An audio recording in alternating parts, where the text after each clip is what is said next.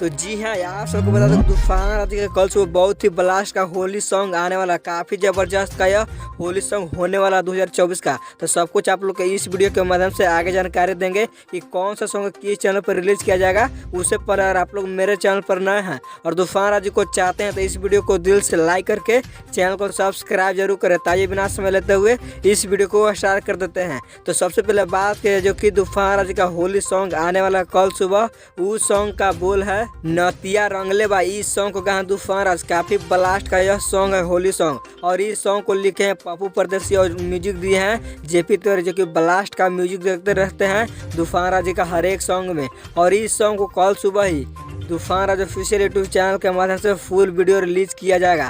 तो आप लोग कितना एक्साइटेड सॉन्ग को सुनने के लिए अपने राय कमेंट बॉक्स में जरूर दे। और अगर मेरे चैनल को सब्सक्राइब नहीं किए हैं तो जल्द सब्सक्राइब कर ले, क्योंकि मैं ऐसा न्यूज लाते रहता हूँ इस चैनल के माध्यम से। तो मिलते हैं कुछ न्यू वीडियो लेकर।